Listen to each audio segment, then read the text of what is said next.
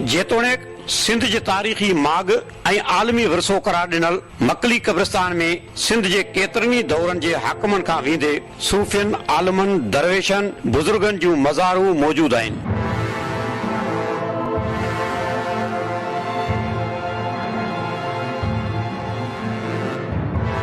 जिते सिंध ते हुकुमरानी कंदड़ हाकारी तोड़े हमले आवर ज़ालिम हुकुमराननि जूं मज़ारूं ऐं तुर्बतूं बि आहिनि।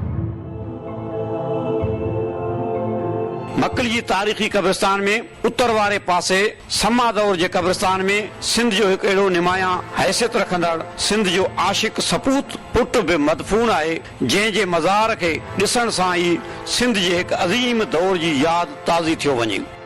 तारीख़ी कदावर अज़ीम शख्सियत जो एज़ाज़ बि सिंध में समन जे आख़िरी दौर जे कमांडर शहीद दौलत दरिया ख़ान खे हासिल आहे,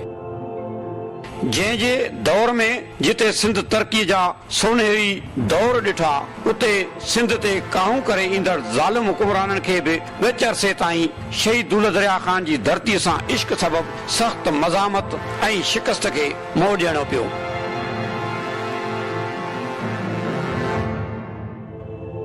समा दौर जे आख़िरी हाकिम जाम निज़ामुद्दीन उर्फ जाम निंदे जे दौर में सुप सालार रहंदड़ शहीद दौलत दरिया ख़ान जो किरदार इंतहाई शानदार ऐं मुल्क सां बेपनाह इश्क वारो रहियो आहे, जंहिं ते सिंध अॼु बि नाज़ करे थी।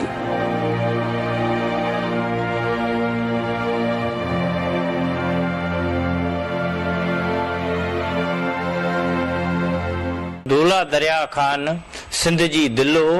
ऐं हू सिपह सालार सिंध रहियो। उन दौर जो सिपह सालार जंहिं दौर में सिंध जूं सरहद हिकु पासे बलोचिस्तान वारे सिबी वारे इलाइक़े सां मिलियल हुई त ॿिए पासे मुल्तान, टे तरफ़ हिंद जे आख़िरी छेड़े ताईं। जॾहिं बि जर्नेल सिपह सालार मुल्क जा सिधा माण्हू हूंदा आहिनि, सुधातरा किरदार कंदा आहिनि, त पोइ उहा धरती तरक़ी कंदो आहे। मञूं था त जाम निज़ामुद्दीन सिंध खे ज़रायत में वॾी तरक़ी वठाई, पर उन में दौलत दरिया ख़ान शहीद जो बि वॾो हथु रहियो। हू तोणे जो ख़रीद कयल हिकिड़ो बाने जी हैसियत सां जाम निज़ामुद्दीन वटि आयो, पर हुन पंहिंजी अहिड़ी त हैसियत मञाई जो सदियुनि ताईं हुनखे अॼु बि सारियो वञे थो। हुनजी हैसियत इहा बि हुई, हेॾे वॾे हाकिम सां गॾु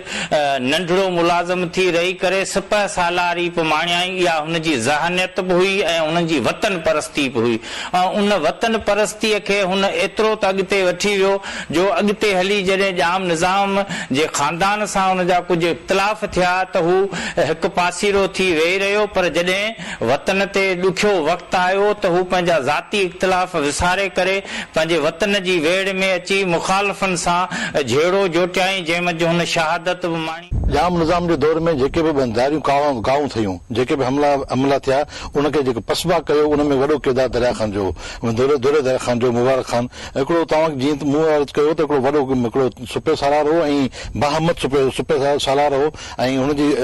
जेका ज़हानत बि, हुन जेका अक़लमंदी बि, जेका दानिशमंदी बि, जेका जंग वण जेको तरीक़ार हो हुन वटि, उहो हिकिड़ो पंहिंजो हो। उन करे जेसि ताईं हीउ सुपे सालार हुयो ऐं जाम निज़ाम पंहिंजे जॾहिं जो इक़्तिदार हो, तेसि ताईं कंहिं बि दारीअ खे, कंहिं ॿाहिरी माण्हू खे